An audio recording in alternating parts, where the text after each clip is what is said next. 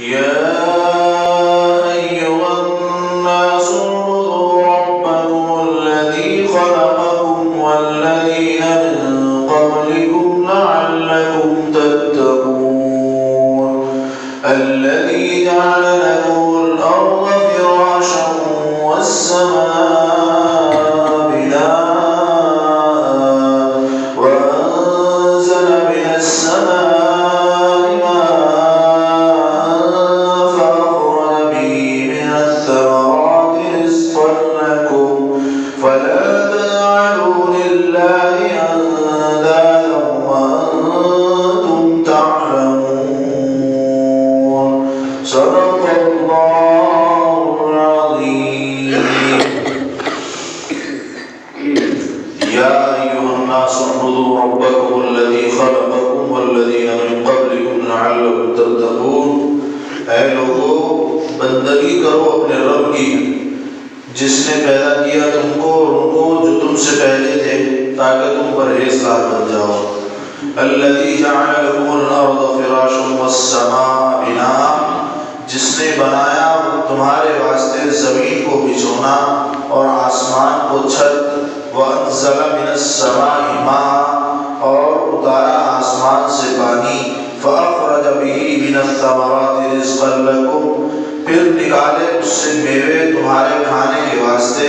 فَلَا تَجْعَلُوا لِلَّهِ أَندَادًا وَأَنْتُمْ تَعْلَمُونَ سو نہ ٹھہراؤ کسی کو اللہ کے مقابل اور تم تو جانتے ہی ہو.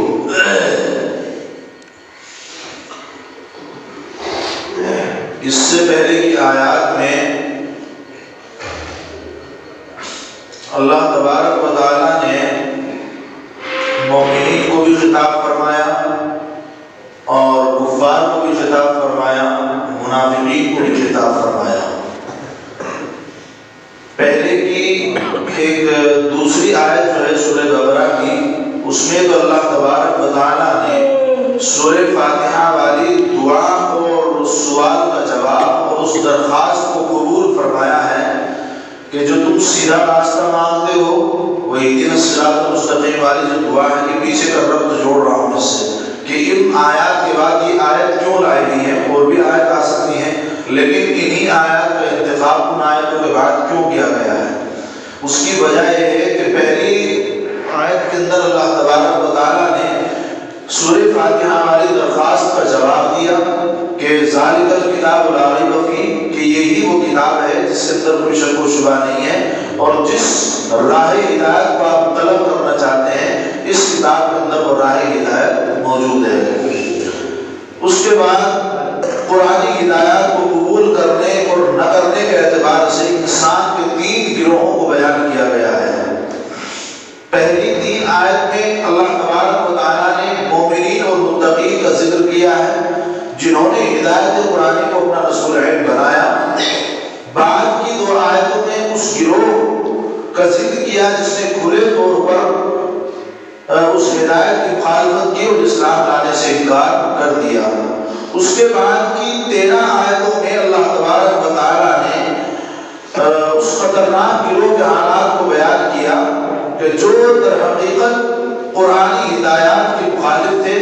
مگر دنیا کے ذلیل اغراض یا مسلمانوں کو نقصان پہنچانے کے واسطے اور مسلمانوں کو نقصان پہنچانے کے خیال سے اپنے کفر و مخالفت کو چھپا کر مسلمانوں میں شامل رہتے تھے اور اپنے آپ کو مسلمان ظاہر کرتے تھے جن کو منافقین کے نام سے یاد کیا جاتا ہے. تو 3 گروہ اللہ تبارک و تعالیٰ نے ذکر فرمائے ہیں. سب سے پہلا گروہ تو اللہ تبارک و تعالیٰ نے مومنین اور متقین کا ذکر کیا ہے جنہوں نے قرآن ہدایت پر پورے طور پر عمل کیا. اس کے بعد کی 2 آیتوں میں اللہ تبارک و تعالیٰ نے ان کا ذکر کیا ہے یعنی کفار کا ذکر کیا ہے جنہوں نے کھلے طور پر قرآن کریم اور ایمان نہ لانے کا انکار کیا ہے اور قرآن کریم کی کھل کر کے مخالفت کی ہے, نبی پاک علیہ السلام کے ساتھ خانہ جنگی کی ہے. اس کے بعد کی 13 آیتوں میں اللہ تبارک و تعالیٰ نے ان کا ذکر کیا ہے کہ جو نہ مسلمان تھے اور ہر حقیقت وہ کافر تھے اور قرآن کریم کے مخالف تھے لیکن اپنے آپ کو مسلمان ظاہر کرتے تھے. وہ وہ یا تو مسلمانوں کو نقصان پہنچانے کے واسطے یا پھر اپنی دنیاوی مقاصد کو کفار سے پورا کرانے کے واسطے وہ کافروں کے ساتھ ملے رہتے تھے۔ مسلمانوں سے کہیں ان کو بھی نقصان نہ پہنچ جائے اور مسلمانوں کو وہ نقصان پہنچا سکے، اس لیے مسلمانوں سے مل کر کے رہتے تھے، جن کو منافقین کہا جاتا تھا۔ اس طرح سے 3 گروہ ہوئے جن کا بیان اللہ تبارک و تعالیٰ نے پہلی 20 آیتوں کے اندر بیان فرمایا ہے۔ اسی طرح سورہ بقرہ کی ابتدائی 20 آیتوں میں ہدایت کے قبول کرنے اور نہ کرنے کے معیار پر کل انسانوں کو 3 گروہوں میں بانٹ دیا گیا ہے، جس میں اس طرف بھی اشارہ کیا گیا ہے کہ انسان کی گروہی گرہ بندی جو ہے وہ قومی تقسیم، نسب اور وطن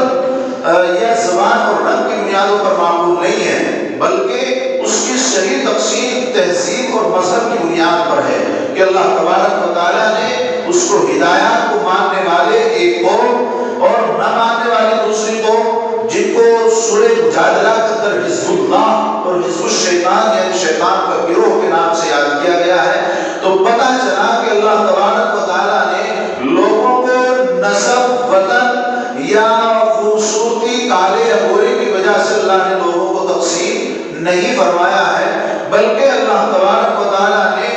2 گروہوں کے اندر اللہ نے لوگوں کو تقسیم فرمایا ہے، اور وہ تقسیم ہوتی ہے مذہب کی بنیاد پر، یا تو وہ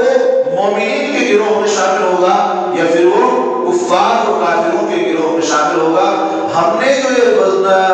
روایتیں چلا رکھی ہیں اور ان کو ایسا مضبوطی سے پکڑ رکھا ہے کہ نہیں، حسب نسب سب کچھ ہے اور جو خاندانی ہے، جو برادری ہے، وہی سب کچھ ہے، یہ سب لفظ ہے نبی پاک علیہ السلام کے حدیث مبارک ہے کہ جب تم بچوں اور بچوں کے رشتے کرو یا اور کوئی بھی کام ہو تو تم خوبصورتی، مالداری یہ سب مت دیکھو، بلکہ کیا دیکھو؟ دینداری دیکھو۔ برادری ذات کا کوئی تعلق نہیں ہے۔ اللہ کے نبی صلی اللہ علیہ وسلم نے اس سے سب سے منع فرمایا ہے کہ تم ذات اور برادری کے چکر میں زیادہ مت پڑو، اس کا خیال رکھو، لیکن جہاں تک سہولت ہو آسانی سے کر سکتے ہو۔ لیکن اگر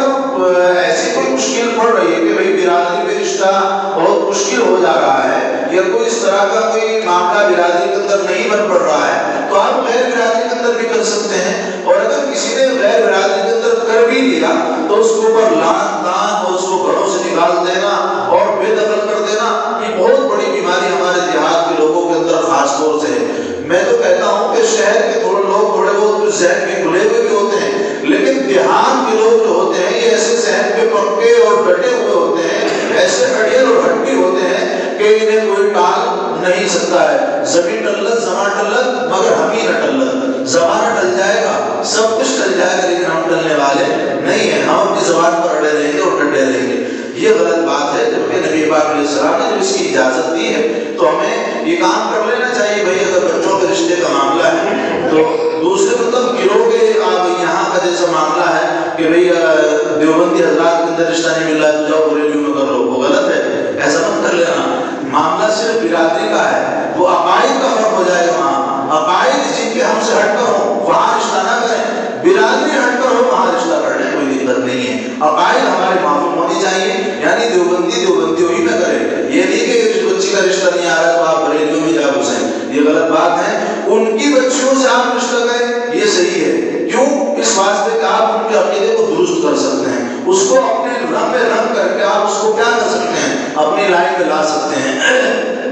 اس لیے کہ آپ کس پر ہیں؟ آپ راہ اعتدال پر ہیں، آپ صراط مستقیم پر ہیں، آپ ذات اور مغضوب والے راستے پر نہیں ہیں۔ دوسرے لوگ ضالین ہیں، مغضوب ہیں، ان میں اگر آپ جائیں گے تو گویا آپ گناہ کے بھی مرتکب ہوں گے اور گناہ گار بھی ہوں گے۔ ان کو اگر آپ راہ ہدایت پر لانے کی کوشش کریں گے تو آپ کو ثواب بھی ملے گا۔ اور ایک طریقہ یہ بھی ہے جیسا کہ طریقہ یہ عیسائیوں نے چلا رکھا ہے، کیا کرتے ہیں، لڑکیوں کو انہوں نے آزاد کر رکھا ہے، لوگوں کو وہ بہکاتی ہیں اپنے بدن سے اور اپنے پیسوں سے، آسائش سے۔ وہ کیا کرتے ہیں، جب کسی لڑکی سے ان کی آپس میں محبت ہو جاتی ہے تو وہ لڑکی شرط لگاتی ہے کہ میں تیرے ساتھ رہنے کے لیے تیار ہوں، لیکن تجھے میرا مذہب قبول کرنا پڑے گا۔ وہ کیوں؟ وہ اپنے دین کی شان کے لیے وہ کیوں نہیں آ جاتے ہمارے مذہب میں؟ تو پتہ چلا کہ ہمیں جو ہے دوسرے فرقوں کے اندر تو نکاح نہیں کرنے چاہیے، بلکہ اپنے فرقوں میں رہنا چاہیے۔ بات دوسری طرف چلی گئی، لیکن یہ بات بھی بتانی ضروری تھی اس تعلق سے کہ آپ جو ہے ذات برادری میں تو ہٹ کر کے کر سکتے ہیں، لیکن جو عقیدے کے مخالف لوگ ہیں ان میں آپ رشتہ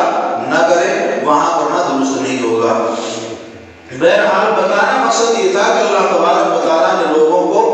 مذہب کی بنیاد پر تقسیم کیا ہے، برادری یا آپ کو حسب نسب کی بنیاد پر اللہ تبارک و تعالیٰ نے تقسیم نہیں کیا ہے۔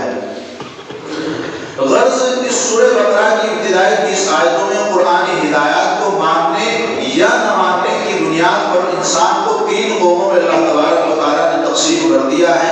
اور ان کا کچھ حال اللہ نے 20 آیتوں کے اندر بیان فرمایا ہے جو آپ حضرات کے سامنے آ چکا ہے۔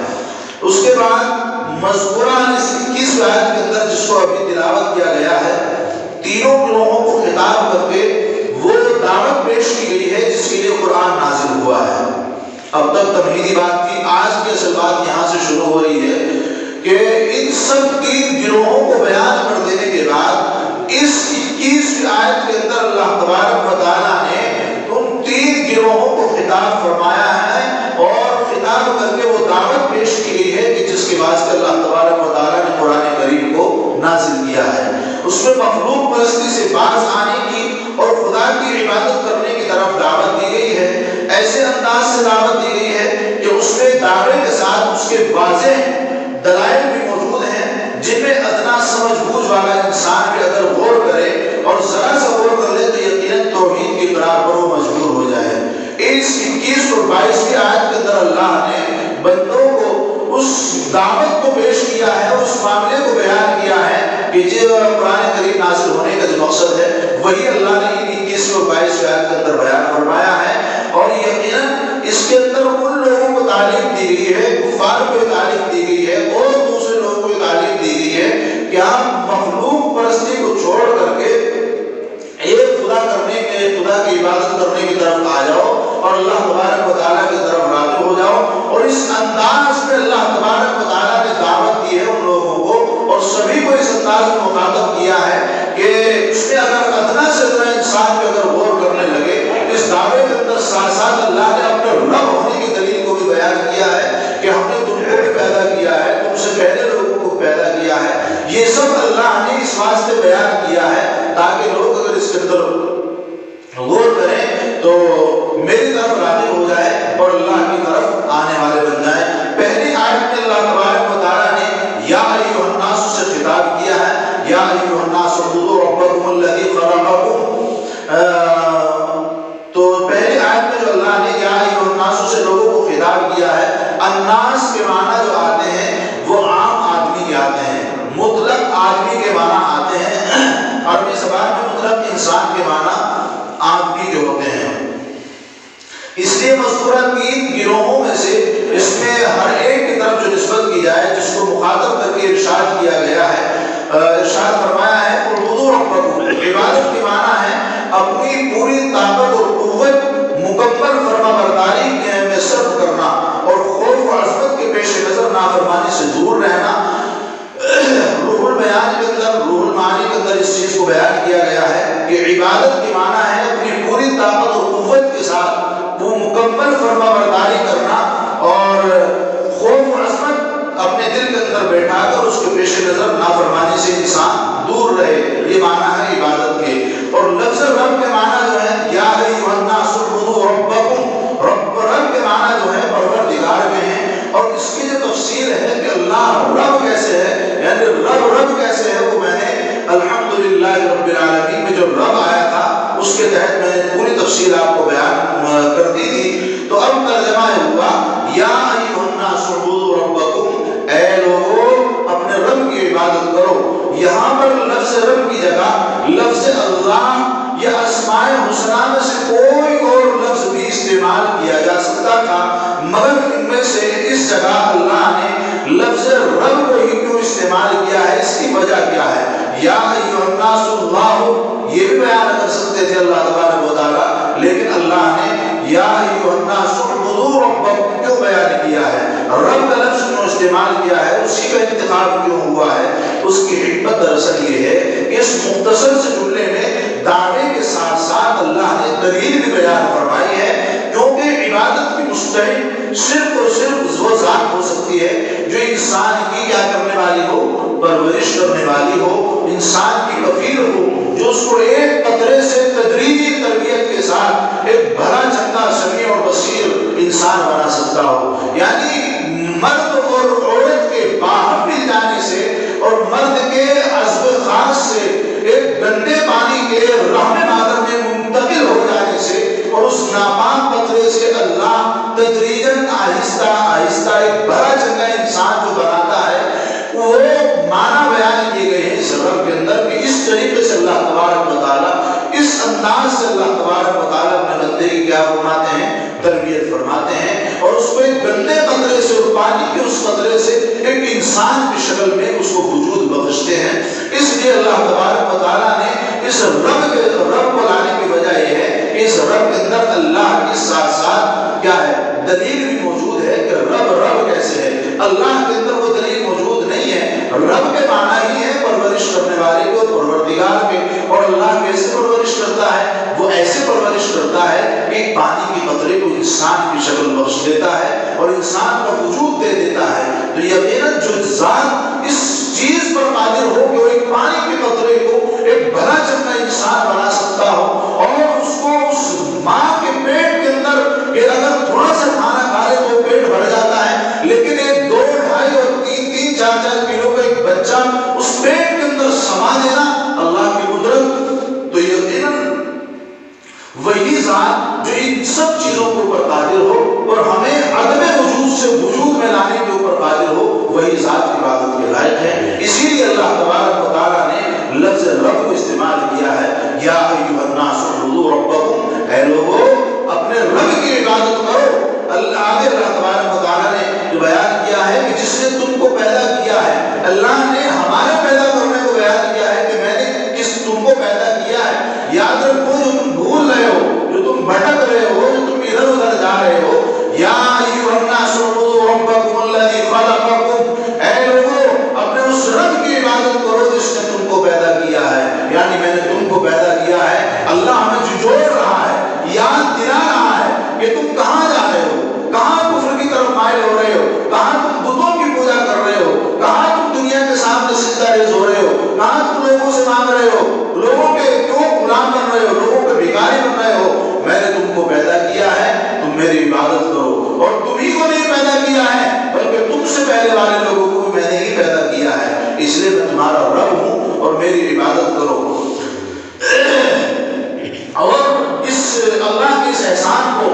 जाहिर बात है कि इंसान कितना ही जाहिल हो और अपनी बसीरत को बर्बाद कर चुका हो, उसके अंदर अक्ल फहम यानी वो सोच और समझ की ताकत न रखता हो, जब भी जरा गौर करेगा और अल्लाह उसको अकल दे, उसको हवास दे, तो इस बात को यकीन करने से वो गुरेज नहीं कर सकता है। हरगिज़ उसको तामुल नहीं होगा कि ये शान रबूबियत सिर्फ और सिर्फ अल्लाह तबारक व तआला ही को हासिल है और इंसान पर ये मुरब्बियाना इनामात कि अल्लाह ने उसके वजूद को पैदा किया है। वो दुनिया के अंदर नहीं था, उसका कोई वजूद नहीं था, नेज़्म से अल्लाह ने उसको हस्त बना दिया है, यानी नहीं था उसको होना कर दिया है, उसका कोई वजूद नहीं था, अल्लाह ने उसको पैदा किया है। और वो कैसे करते, दुनिया के लोग उसको नहीं कर सकते हैं, दुनिया की कोई मखलूक इस काम को नहीं कर सकती है। वो बुत जिनको सामने रख कर के पूजा जा सकता है, वो कभी इस काम को नहीं कर सकते हैं। और वो कैसे करते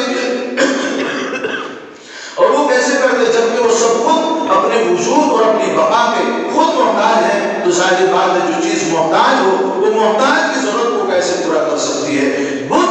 तब बने जबकि हमने उनको बनाया है, वो हमारे बनाने के मोहताज खुद हैं और हम खुद जब जरूरतों के मोहताज हैं, तो वो खुद जब मोहताज हैं, अगर उनके ऊपर मक्खी बैठ जाए तो उसको उड़ा नहीं सकते हैं, उनको कोई मार दे वो उसको हटा नहीं सकते हैं, गाली दे उसको जवाब नहीं दे सकते हैं। तो जाहिर बात है वो खुद अपने वजूद में, अपनी बका में, हो सकता है कि कोई उनको मार दे, हो सकता है कोई उनको उठा करके पटक दे, तोड़ दे और उनको तबाह बर्बाद कर दे। तो जब वो अपने वजूद के लिए एक इंसान के मुस्तकिल तौर पर वो मोहताज है कि यहाँ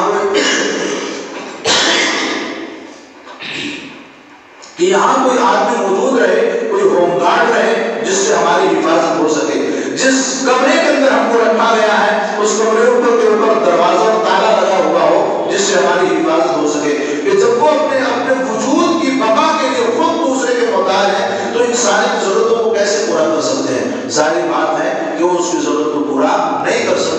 اس لیے کہ وہ خود اپنے وجود کے، اپنی بقا کے خود محتاج ہیں،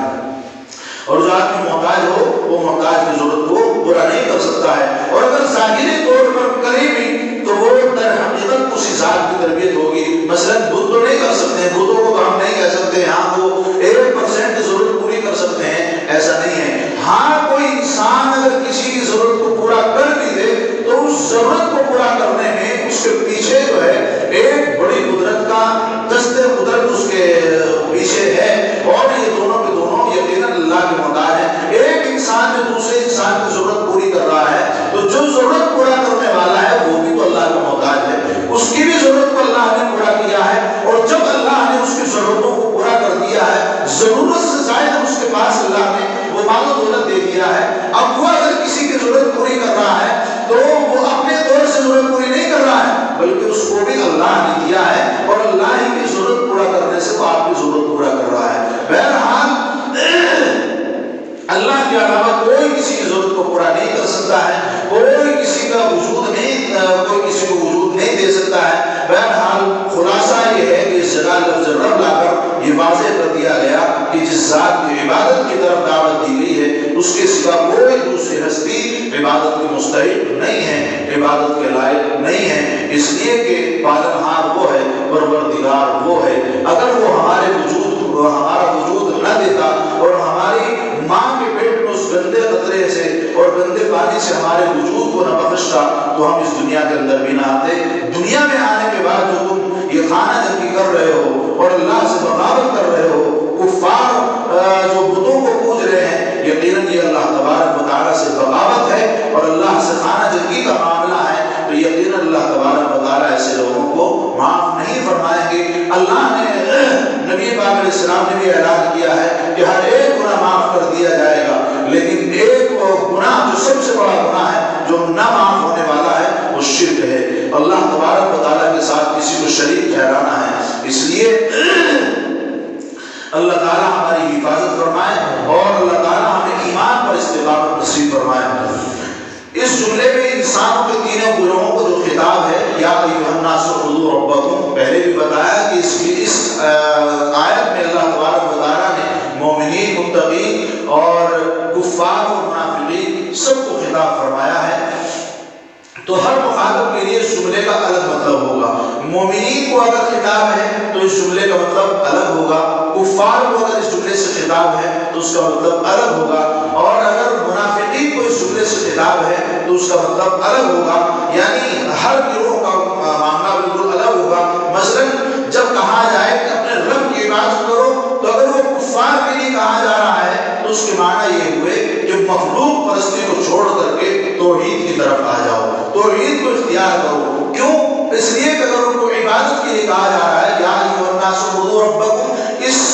الناس سے مراد کفار لوگ اگر مراد لے رہے ہیں تو اس کے معنی یہ ہوں گے کہ تم کفر کے اوپر ڈٹے ہوئے ہو، جمے ہوئے ہو، اس کفر کو چھوڑ دو، مخلوق پرستی چھوڑ دو، بتوں کو پوجنا بند کر دو، ایک اللہ کی محبت کو اپنے دل کے اندر پیدا کر لو، ایک اللہ کے اوپر ایمان۔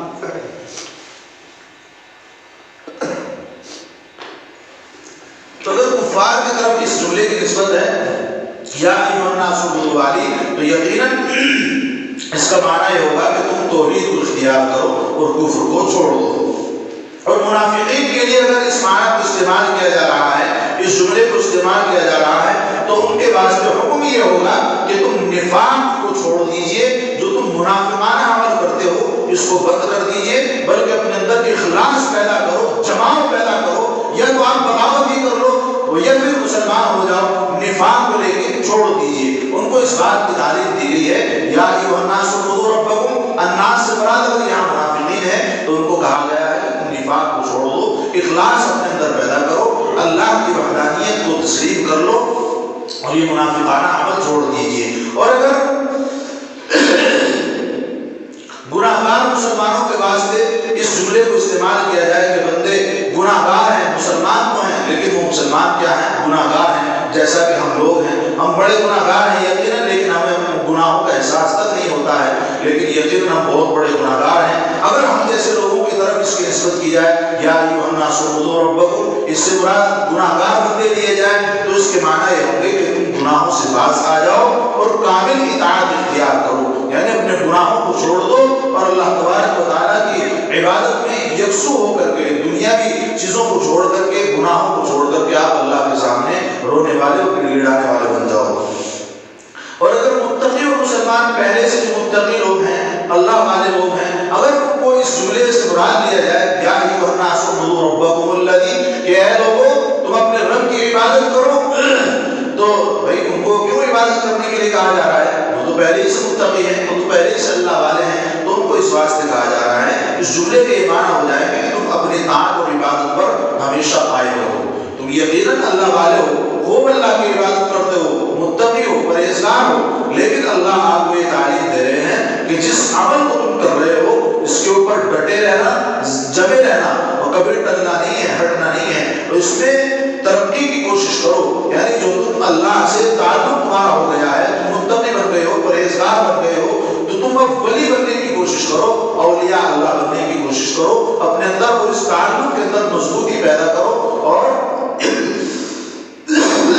اللہ کے لیے بندوں میں شامل تو ہے ہی، لیکن اس رشتے کے اندر اور مضبوطی پیدا کرنے کی کوشش کرو۔ تو اس جملے کو جس گروہ کی طرف بھی گھمایا جائے تو اس کے الگ الگ معنی ہوں گے۔ کفار کی طرف گھمایا جائے تو وہ کفر کرتے ہیں، ان کو تعلیم یہ ہے کہ تم توحید اختیار کرو، اور اگر منافقین اس سے مراد ہیں تو ان کو تعلیم یہ ہے کہ تم نفاق کو چھوڑ دو، اخلاص اپنے اندر پیدا کرو۔ گناہگار مسلمان اگر اس جملے سے مراد ہے تو اس کا معنی یہ ہے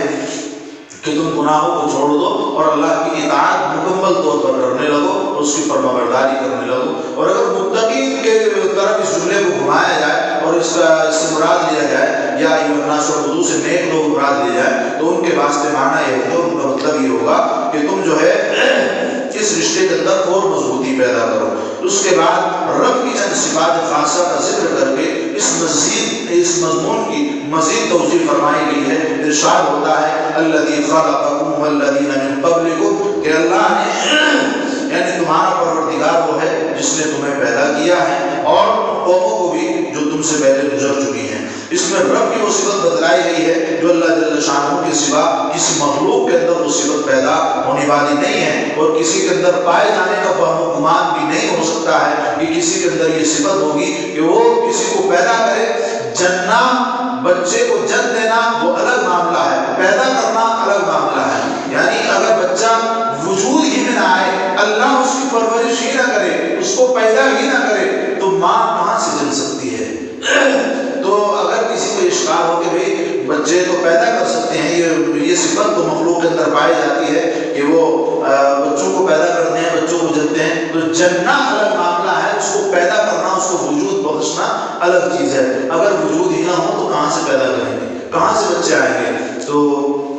اصل کام جو ہے وہ اللہ تبارک و تعالیٰ کا ہے۔ یہ تو عورت مسبب الاسباب ہے، دنیا دار الاسباب ہے، اس لیے اللہ نے انسان کے وجود کے واسطے سبب بنایا ہے میاں اور بیوی کو ملنے کا، اور پھر عورت کے واسطے سے اس بچے کو دنیا کے اندر لانے کا یہ اللہ نے سبب بنایا ہے۔ اس میں رب کی یقیناً وہی صفت بتلائی گئی ہے کہ جو اللہ جل شانہ کے علاوہ اس مخلوق کے اندر پائے جانے کا وہم گمان بھی نہیں ہو سکتا ہے، کہ نیز کی صحت یعنی اس کا کوئی وجود تھا ہی نہیں، لیکن اللہ نے اس کو پیدا کیا اور اس کا وجود بنایا، اور پھر بطن مادر کی تاریکیوں میں اور گندگیوں میں ایسا حسین اور جمیل پاک اور صاف انسان بنا دیا، یعنی ماں کی پیٹ کے اندر کی تاریکی اور اندھیرا ظاہر بات ہے، ہر طرف سے بالکل گپ اندھیرا ہے، کہیں کوئی روشنی کا وہاں انتظام نہیں ہے، لیکن اللہ کی قدرت کہ اس اندھیرے کے اندر، اس تاریکی کے اندر اور اس گندے پانی کے اندر، یقیناً جب بچہ ہوتا ہے تو ایک پانی کی تھیلی کے اندر وہ ماں کے پیٹ کے اندر موجود ہوتا ہے جس میں وہ کھیلتا پھرتا ہے اور حرکت کرتا رہتا ہے، تو اس گندگی کے اندر اور اس تاریکی کے اندر اور کئی ایک پرتوں کے اندر ایک تو پرت ہوتی ہے جس کے اندر وہ پانی کی تھیلی ہوتی ہے اور پانی بھرا ہوا ہوتا ہے جس تھیلی میں، اور اس تھیلی میں بچہ ہوتا ہے، اس بچے کے اوپر بھی ایک جھلی لپٹی ہوئی ہوتی ہے کہ وہ گندا پانی اس کو نقصان نہ پہنچا سکے۔ ایسے ہی ہے جب بچہ پیدا ہو آپ اس کے اوپر ذرا کبھی موقع ملے تو دیکھنا ڈاکٹر کے یہاں کہ جب بچہ پیدا ہوتا ہے اور رحم مادر سے باہر آتا ہے تو ایک ماں کے اندر ایک پردہ تو ہوتا ہے، تو پیٹ کا پردہ ہوا، دوسرا پردہ ماں کے پیٹ کے اندر وہ ہوتا ہے جس کے اندر گندا پانی بھرا ہوتا ہے، اور اس گندے پانی کے اندر بچہ لیکن اللہ کی قدرت کے اس گندے پانی میں اس بچے کو رکھنا بھی ہے اور اس گندے پانی سے اس کو بچانا بھی ہے. تو اللہ کی دستور قدرت دیکھیے اور اس کی کارفرمائی دیکھیے کہ اس بچے کے اوپر بھی اللہ نے ایک جھلی لپیٹ دی ہے اور لفافہ اس کے اندر لپیٹ دیا ہے، اور یہاں تک کہ اس کے منہ کے اندر، کانوں کے اندر، ناک کے اندر، ہر جگہ پہ اللہ نے اس کو گویا کہ لیمینیشن اس کے اوپر کر دی ہے تاکہ وہ گندا پانی اس کو نقصان نہ پہنچا سکے. یہ ہے میرے رب کی قدرت. کیا کوئی اس کام کو کر سکتا ہے کسی کے بس میں؟ نہیں کر سکتا ہے. تو یقیناً جو اللہ تبارک و تعالیٰ کی صفات ہے اور اللہ ان چیزوں کو اوپر قادر ہے، تو عبادت کے لائق کون ہوگا؟ اللہ تبارک و تعالیٰ ہوگا. یقیناً ہم لوگ بڑی گمراہی کے اندر ہیں کہ ہم اللہ تبارک و تعالیٰ کی مکمل طور پر اطاعت نہیں کرتے ہیں، اللہ کی فرما برداری نہیں کرتے ہیں، اللہ کی شکر گزاری نہیں کرتے ہیں. ہم بڑے ناشکرے ہیں. یقیناً ایک جگہ تو اللہ نے خود کہا ہے کہ انسان تو بڑا ناشکرا ہے. پتہ نہیں کیا سوچ کر کے ان معاملوں کو دیکھ کر کے اللہ نے کہا ہوگا کہ انسان بڑا ناشکرا ہے. اس لیے ہمیں چاہیے کہ ہم اللہ کے ناشکرے نہ بنے، بلکہ ہم اس بات پر رشک کریں کہ اللہ تبارک و تعالیٰ نے اس گندے پانی کے اندر ہم کو محفوظ رکھ کر کے ایک حسین و جمیل انسان بنا دیا، اور فرشتے بھی اس کی پاکی پر رشک کرتے ہیں کہ اللہ تبارک و تعالیٰ نے کیا نظام اللہ نے اپنا بنایا ہے. یہ سوائے ذات حق کے کسی کوئی اس کام کو کرنے والا نہیں ہے. اللہ کے علاوہ اس کام کو کوئی نہیں کر سکتا ہے، کسی کو بھی قدرت حاصل نہیں ہے. یہ قدرت اللہ کی ذات ہے جو کسی کی محتاج نہیں ہے اور سب اسی کے محتاج ہیں. اس آیت میں خلقکم کے ساتھ الذین من قبلکم کا اضافہ کر کے ایک بات بھی بتلا دی ہے، اور اس بات ایک بتلا دیا کہ تم اور تمہارے آبا و اجداد یعنی تم سے پہلے قومیں تمام بنی نوع انسان کا خالق وہی پروردگار ہے اور اللہ تبارک و تعالیٰ ہے جس نے آپ کو بھی پیدا کیا ہے، آپ کے آبا و اجداد کو بھی اللہ نے پیدا کیا ہے. دوسرے صرف من قبلکم کا اللہ تبارک و تعالیٰ نے ذکر کیا ہے. ایک نقطہ بیان کر کے اس بات ختم ہو رہی ہے. اللہ نے اس آیت کے اندر من قبلکم کا ذکر کیا ہے. ایک معجزانہ جواب میں آپ کو دینے جا رہا ہوں. اللہ نے اس آیت کے اندر کیا ذکر کیا ہے؟ اللہ نے بیان فرمایا یا ایھا الناس اعبدوا ربکم الذی خلقکم والذین من قبلکم. اللہ نے من قبلکم کا لفظ استعمال کیا ہے کہ پروردگار نے، اللہ تبارک و تعالیٰ نے تم کو پیدا کیا ہے، تم سے پہلے تمہارے آبا و اجداد کو پیدا کیا ہے، تمہارے ماں باپ کو، اور دوسری قوموں کو اللہ تبارک و تعالیٰ نے پیدا کیا ہے. گویا کہ پتہ چلا کہ اللہ تبارک و تعالیٰ نے تمام مخلوقات کو جو ہم سے پہلے والی ہے اللہ نے ان کو بھی پیدا فرمایا ہے. تو بتانا یہ ہے کہ اللہ نے من قبلکم کا لفظ استعمال کیا ہے، من بعدکم کا لفظ استعمال نہیں کیا ہے. یعنی اللہ یہ بھی کہہ سکتے تھے کہ میں نے تم سے پہلے والے لوگوں کو پیدا کیا ہے اور تمہارے بعد والے لوگوں کو بھی پیدا کیا ہے. تو اللہ نے من قبلکم کا لفظ کیوں استعمال کیا اور من بعدکم کا لفظ کیوں استعمال نہیں فرمایا ہے؟ یعنی بعد میں پیدا ہونا لوگوں کا ذکر نہیں ہے، شروع میں لوگوں کو پیدا ہونا ذکر ہے کہ تم سے پہلے لوگوں کو بھی پیدا کیا ہے. بعد میں پیدا کیا نہیں کیا اس کا اللہ نے ذکر نہیں کیا. اس میں اس بات کی طرف اشارہ کیا گیا ہے کہ امت محمدیہ علیہ صاحبہ السلام کے بعد کوئی دوسری قوم آنے والی نہیں ہے. اللہ نے قرآن کے اندر بہت جگہوں پر یہ لفظ استعمال کیا ہے کہ میں نے تم کو پیدا کیا، تمہارے آبا و اجداد کو پیدا کیا. تو اس سے پتہ یہ چلتا ہے کہ اب دوسری قوم آنے والی نہیں ہے. اللہ نے اس قوم کو، امت محمدیہ کو، امت محمدیہ علیہ صاحبہ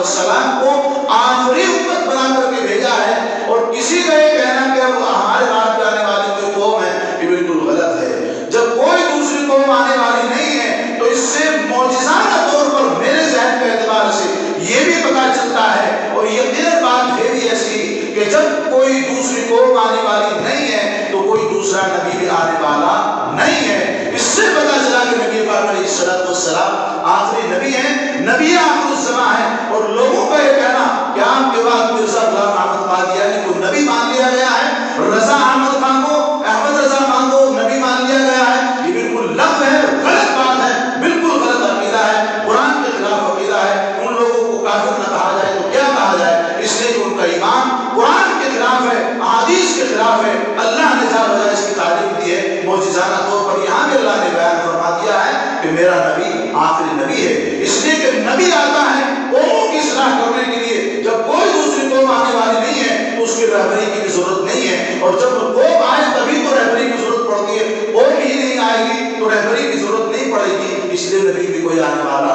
نہیں ہے. उम्मत मोहम्मदिया आखिरी उम्मत है, इसके बाद आने वाली कोई उम्मत नहीं है। और पता चला कि जब कोई उम्मत आने वाली नहीं है तो नबी पाक अलैहिस्सलाम आखिरी नबी है, आपके बाद कोई नबी आने वाला नहीं है। हमारा ईमान है, हमारा अकीदा है और अकीदे खत्म नबूवत के हम कायल हैं, क्योंकि अल्लाह तबारक व तआला ने बता दिया है, अल्लाह ने मिन क़ब्लिकुम का लफ्ज़ इस्तेमाल किया है, मिन बादिकुम का नहीं। अगर हमारे बाद दूसरी कौम आने वाली होती तो यकीनन अल्लाह ज़रूर फरमाते कि जैसे मैंने तुम्हारे पहले वालों को पैदा किया है ऐसे ही मैं तुम्हारे बाद वालों को भी पैदा करूंगा। लेकिन अल्लाह ने ये बात नहीं कही है, बल्कि अल्लाह ने सिर्फ ये बताया है कि मैंने तुमसे पहले लोगों को पैदा किया है, तुम्हारे बाद कोई अब आने वाला नहीं है,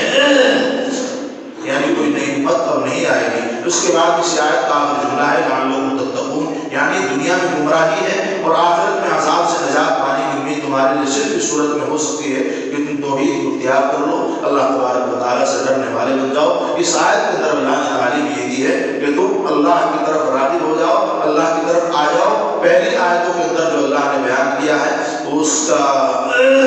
मोमिनीन का जिक्र किया, मुनाफिकीन का किया, कुफार का किया। अब अल्लाह ने सबके जिक्र करने के बाद सबको ये मुखातब करके कहा है कि सबके सब कौमें कान खोल करके सुन लो, या अय्युहन्नास उबुदू, ऐ लोगो अब अपने रब की तरफ आ जाओ और अल्लाह की इबादत करने लगो। इसलिए कि अल्लाह तबारक व तआला वो ज़ात है जिसने तुमको भी पैदा किया, तुम्हारे आबा व अजदाद को भी पैदा किया, और इबादत करोगे तो यकीनन तुम मुत्तक़ी बन जाओगे, परहेज़गार बन जाओगे, शिर्क से बाज आ जाओगे, तो अल्लाह तबारक व तआला की इबादत करने वाले खुद ब खुद बन जाओगे। अल्लाह तबारक व तआला अमल करने की तौफीक नसीब फरमाए और अल्लाह तबारक व तआला ईमान पर इस्तिकामत नसीब फरमाए और अल्लाह तबारक व तआला फ़िरक़े ज़ाल से और गुमराहियत से और हमारे भटकने से अल्लाह हिफाजत फरमाए, हमको राह हिदायत और सिरात मुस्तक़ीम के ऊपर गामज़द फरमाए।